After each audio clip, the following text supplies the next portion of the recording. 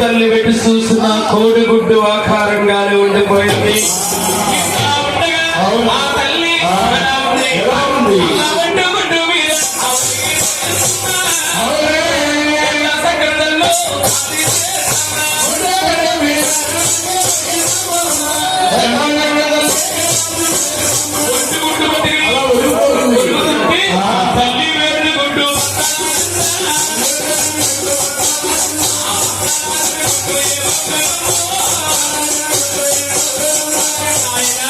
తల్లి వేడిని గుడ్డు తట్టుకోలేక పళ్ళు మని బద్దరాసిపోయింది. ఆ గుడ్డులోనమ్మా ఈ ముగ్గురు అబ్బాయిలు పుట్టారు. బాబు నీకు వచ్చిన సందేశం ఏమిటి?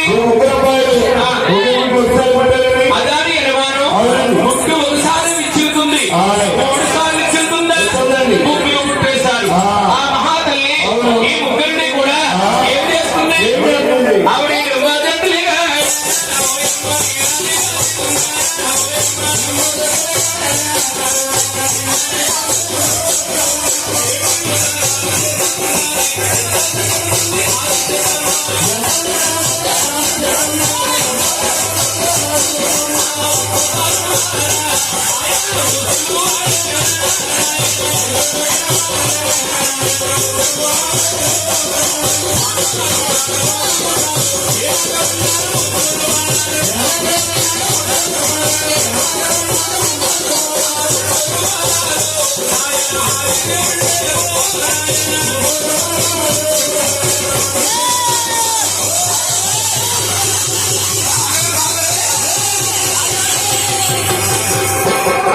కంగారు పెట్టగమ్మ రాళ్ళు 10 మంది పోతుందండి.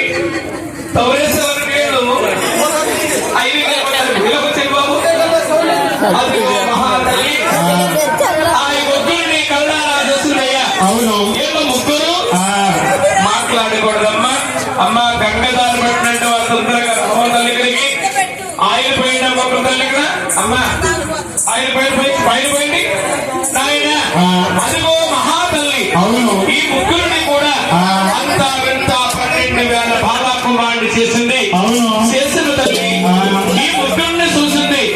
ఏమి వీళ్ళ ముగ్గురు త్రిమూర్తులు. ఈ ముగ్గురు త్రిమూర్తులు ముందుగానే కలియోగం పుడుతుంది. కలియోగములో మానవులు పుడతారు.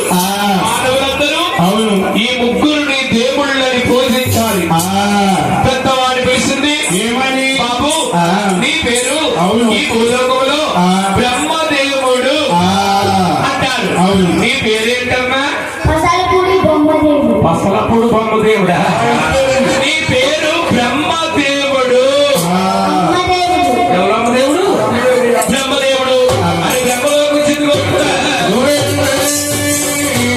వారిని పిలిచి బాబు నీ పేరు ఈ భూలోకంలో మహావిష్ణు అంటారు.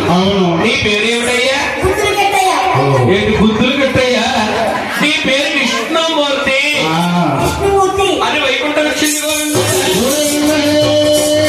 మూడోవాడు చిన్నవాడు గౌరీ శంకరుడు. బాబు నీ పేరేమిటి? నీ పేరు గౌరీ శంకరుడు అని కైలాస ఇచ్చిందిగా. ముగ్గురికి రాజ్యాలు ఇస్తే ఈ ముగ్గురు ఎలా ఉన్నారు? ఆ బ్రహ్మండే